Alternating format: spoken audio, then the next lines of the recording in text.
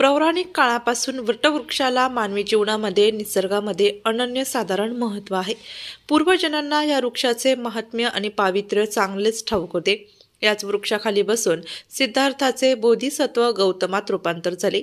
इतिहासातील सत्यवानाला मृत्यूच्या वाटेवरून परत आणणारी सावित्रीस त्या काळी माहिती होतं की वडाचे झाड हे एक नैसर्गिक व्हेंटिलेटर आहे। कारण एक चांगले वाढलेले झाड एका तासाला 712 किलो ऑक्सिजनची निर्मिती करते।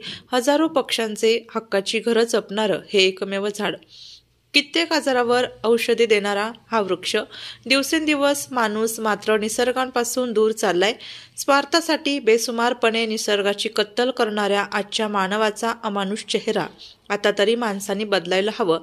निसर्गाला जपणं म्हणजेच देव जपणं, अशा संकल्पनेतून धारणगाव खडकचे ग्रामस्थ बाबासाहेब नाना जाधव, विक्रम लक्ष्मण खलाटे, मधुकर वसंत जाधव, समाधान रमेश जाधव, नामदेव निवृत्ती झालटे, विकास बाळासाहेब जाधव, विलास मच्छिंद्र वाळुंज, प्रशांत बाळासाहेब जाधव, राजाराम रोहिदास जाधव, शरद संपत जाधव, युवराज विठ्ठल वाघ, एकनाथ निवृत्ती झालटे, समाधान बाबासाहेब जाधव, श्रावण गंगाधर जाधव, ज्ञानेश्वर विश्वनाथ जाधव, सचिन वसंत जाधव, नवनाथ सर्जेराव जाधव, अमित जाधव, प्रसाद जाधव सर्व एकत्र आले आणि वडाच्या झाडाचे वृक्षारोपण करून वृक्षवल्ली अम्मा संगे सोयरे वनसरे या संताचा सामाजिक संदेश जनमानसात पोहोचविला।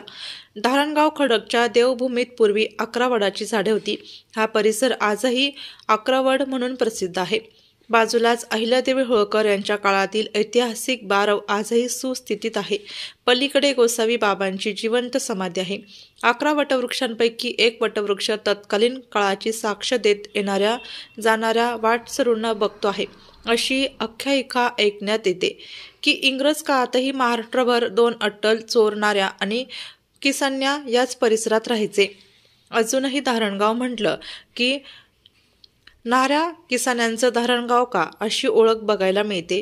याच वटवृक्षावर पिंगळ रात्रीचे रहिवास करायचे। हळूहळू काळ बदलत गेला, मात्र काळाच्या ओघात अजूनही पाऊल खुणा तशाच आहे। त्याच इतिहासाची ओळख असलेलं तसेच निसर्ग संवर्धनाची जबाबदारी घेऊन ग्रामस्थ एकत्र आले आणि 11 वडाचे परत रोपण करून पुसट होत चाललेली ओळख परत मिळवायची, वृक्षांचं संवर्धन करून गावास निसर्ग संपन्न करायचं असं ठरवून यशस्वीपणे सर्वांनी वृक्षारोपण केले।